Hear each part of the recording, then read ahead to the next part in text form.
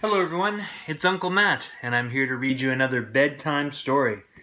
And today's bedtime story is The Berenstain Bears and the Trouble with Friends by Stan and Jan Berenstain. When making friends, the cub who's wise is the cub who learns to compromise. And this book was copyrighted in 1986.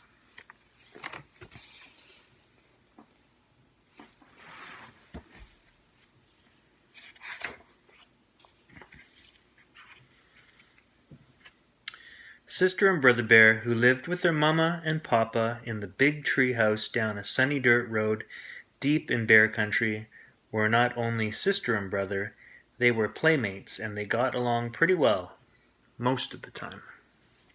But Brother was quite a lot older than Sister, almost 2 years, and sometimes he wasn't much interested in the game she wanted to play, especially when Sister got a little bossy, which she sometimes did.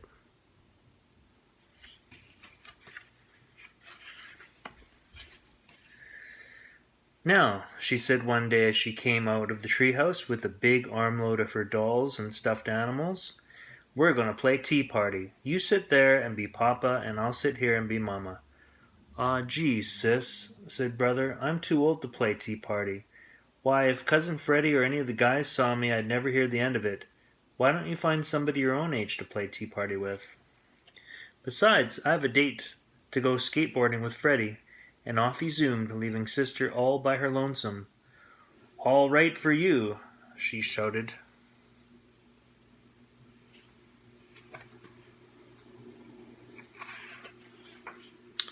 "Oh dear," said Mama, who was watching from the treehouse window. "There goes Brother off to play with Freddie again. I do wish Sister had somebody her own age to play with." "What about her school friends?" asked Papa, joining her at the window. "They all live too far away," sighed Mama, as she watched lonesome Sister pick up her trusty jump rope and start jumping with the friendly frog.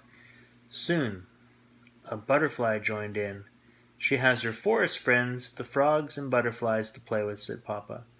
"Frogs and butterflies are all very well," said Mama, "but they're not the same as having a cub friend your own age."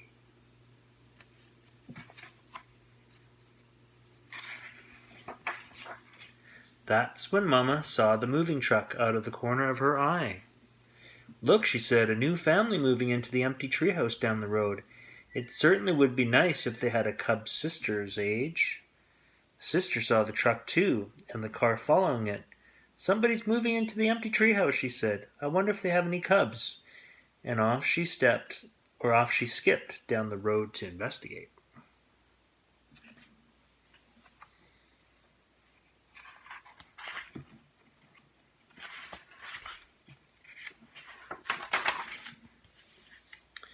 The truck stopped at the empty house, and the moving bears began to unload it. The car pulled in behind the truck, and the new family got out.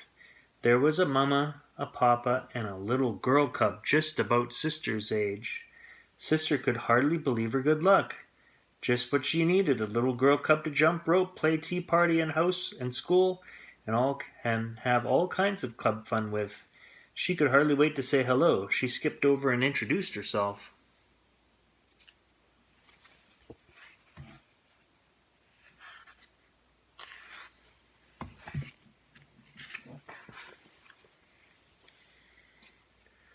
"Hi, I'm Sister Bear. I'm 6 years old, and I live down the road."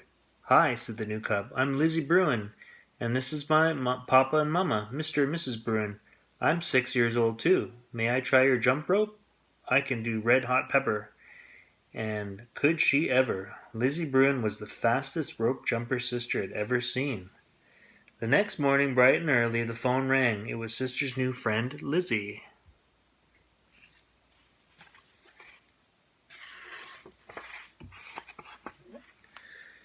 "Want to come over and play school?" asked Lizzie. "Okay," said Sister. "Bring some of your dolls and stuffed animals," added Lizzie, "because mine aren't unpacked yet." So Sister gathered up some of her favorite dolls and stuffed animals and headed for the treehouse down the road. Come on in here, called Lizzie from the garage. My mama and papa are still fixing up and putting away, so we're going to play in here. Who did you bring? My best doll and stuffed animals, said Sister. And this is my special teddy that I've slept with every night since I was a baby.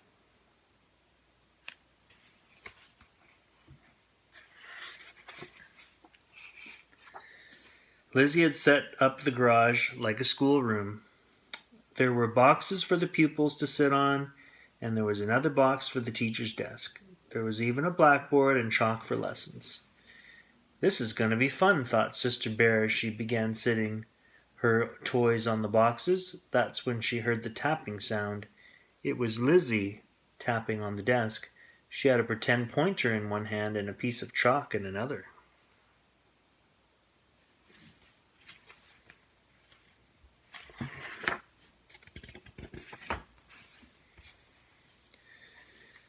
Please be seated, Sister. It's time for your lessons. Today I'm going to teach you the alphabet. The first letter of the alphabet is...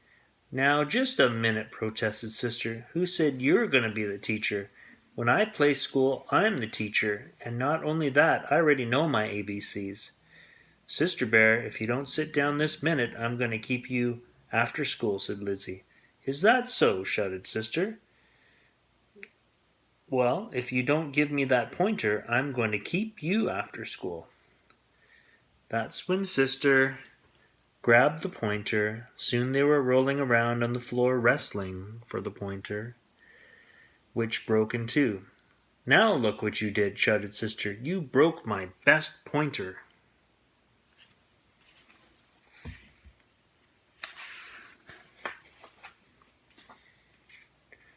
I'm not going to play with you ever again, shouted Sister, gathering up her toys. I'm going to take my dolls and go home. Sister's mad and I'm glad, shouted Lizzie as Sister marched out of the garage. Lizzie, Lizzie in a tizzy, Sister shouted back. Back so soon? Asked Mama when Sister returned, looking like a storm cloud. I'm never going to play with that Lizzie Bruin again, shouted Sister. She's much too braggy and bossy. I don't need her to play school or anything else. It's much better playing by yourself. When you play by yourself, you can do what you want and when you want without having to worry about that Lizzie Bruin. That's true, said Mama in a quiet voice. Of course, there are some things you really can't do very well by yourself.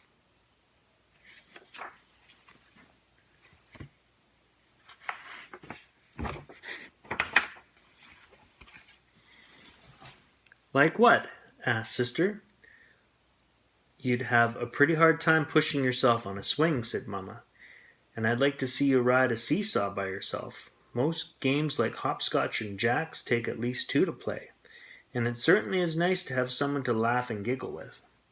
Maybe so, said Sister, but Lizzie is much too braggy and bossy. Why does she have to be the teacher when we play school?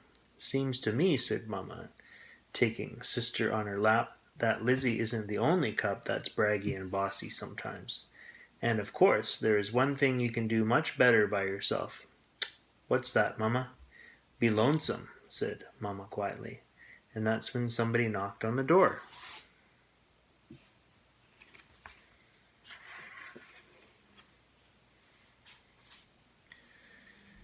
It was Lizzie, and she was carrying Sister's teddy.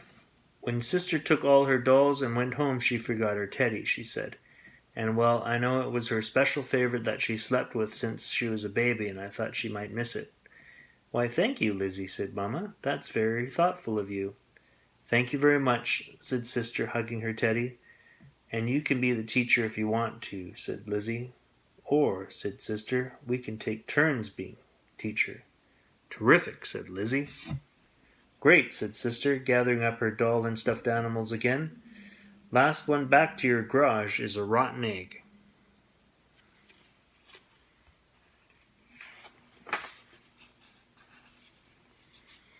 And off she scooted, laughing and giggling, with Lizzie scampering after her. The end. And that's all the time we have for Uncle Matt's bedtime story. I'll see you next time. Thanks for joining me. Bye.